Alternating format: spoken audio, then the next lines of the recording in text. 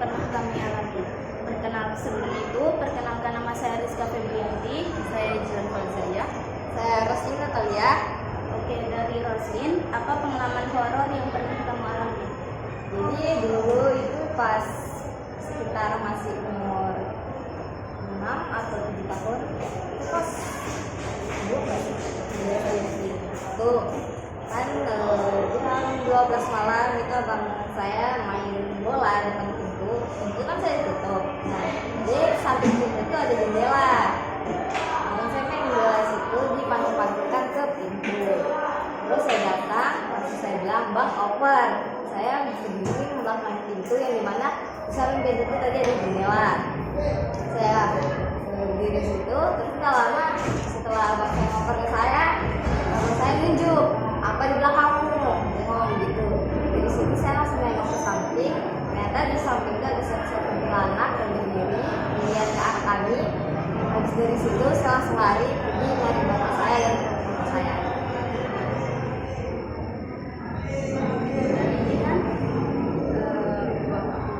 Saya punya pengalaman waktu kelas 11. Di situ posisinya kan sekolah yang dulu itu dikelilingi oleh hutan ya. Terus itu pertama kalinya kami shift malam PMN jaga karena pramuka kemah gitu kan. Terus itu mereka ini ternyata sorenya ngambil bambu buat bakar api itu belum izin sama penjaga yang di ini nih apa sih barang hausnya lah ya bahasa itunya lah. Nah, terus mereka pas ngambil ini ngomong kasar nggak izin untuk pulang. Nah, setelah malam api unggun mereka bakar apinya. Ternyata di situ pas apinya udah nyala ada yang berputar mengelilingi kami. Nah, siangnya tuh kami tidur di situ. Ternyata dia nggak mau menerima kami.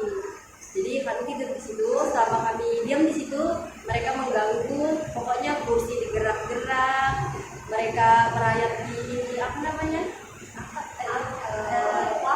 Plafon. Nah, itu keteguran. Kalian mau keteguran?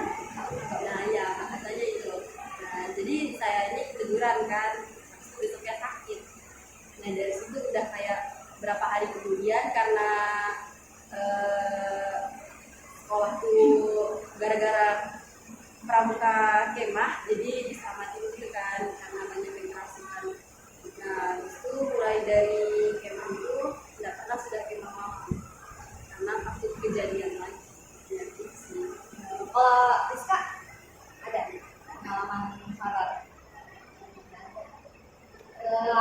Aku juga pernah tuh pas jam 1 malam pas hujan deras itu kan talang air tuh terus buat jadi otomatis air itu masuk ke dalam rumah. Jadi situ mama saya keluar buat ambil itu yang batang air terus itu diambil. Ternyata kan di belakang rumah saya ada pohon. Sebelah ada pohon kelapa yang sudah gundul, nggak ada daunnya, nggak ada buahnya, tinggal batangnya doang. Jadi ketika ngambil daun-daun yang di batang air itu sambil ngeliat tuh pohon kelapa, ternyata di pohon kelapa tuh ada kuyang lagi duduk dan itu bilangnya mama saya kemarin itu tetap-tetapan. Jadi mama saya ngeliat kuyangnya oleh teman saya. Jadi dari situ sudah begitu besoknya setelah cerita itu malamnya tuh saya tidur tuh kan apinya dikasih mati selalu. Jadi pas dilihat kalau tidur tuh kan arahnya begini, di depan saya tuh langsung jendela. Di tidur tuh ada jendela.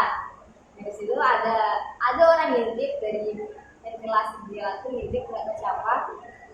Matanya merah, betul-betul matanya merah. Terus tuh kayak yang sudah nggak peduli. Saya tetap lanjut main HP. Tapi dalam tuh ada yang kepak lagi. Dari situ kayak sudah mulai bersih. Dari situ langsung nyalakan lampu karena sudah nyalakan lampu tuh kayak dari jendela kayak lihat ada bayangan berdiri tapi nggak tahu apa itu jadi saya kaget juga pada nyalain lampu tak tidur sampai besok pagi. Itu sih menurut saya Banyak sih sebenarnya. Ini pernah di rumah yang dulu tapi di Jakarta apa namanya dia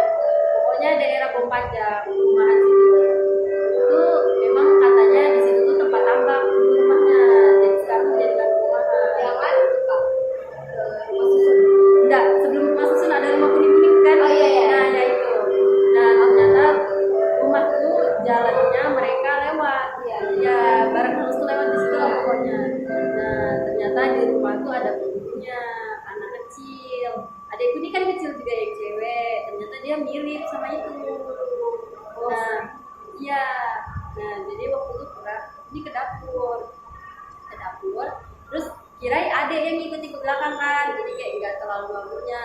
Ternyata kan pas ngarah ke dapur nih meja makan gitu kan, di samping sini kayak rak piring, kayak kaca gitu kan. Nah terus nih pas aku lihat di kaca tuh kayak ada dia, ternyata pas balik nggak ada, langsung lah lari masuk kamar. Nah ternyata malam besoknya lagi tuh cuci piring kan, ini maghrib posisinya. Nah jadi tuh kan ini kan kayak tempat cuci piring kan, terus di sampingnya ini masuk cuci. Nah jadi dia tuh ternyata kayak dia ngintip, anak kecil tuh ngintip, udah takut cuci piring. Nah di situ udah kayak aneh lah, pokoknya rumah tuh banyak, depan WC itu ada orang kakinya besar, pokoknya dia hitam kakinya besar, terus anak kecil. Nah dari situ udah mulai, terus hawa rumah tuh kan ketahuan kok kayak dia panas tuh pasti ya kan, tahu lah ya.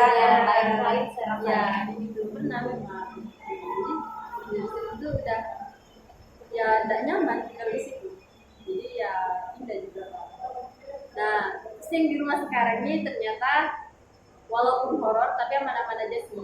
Di samping rumah tuh dulu pernah tempat orang gantung diri. Iya, tempat orang gantung diri. Nah yang ngasih tahu tuh tukang galon, dia tiba-tiba ngasih tahu kan waktu saya ini ngambil galon, terus dia masih tahu nggak cerita tiba-tiba, lo di sini rame ya, dia bilang kayak gitu. Oh iya memang. Terus dia bilang dulu ini di sini sepi, di sini dulu horor katanya. Di samping rumah kamu ini dulu tempat orang yang gantung diri, tapi pohonnya sudah ditebang.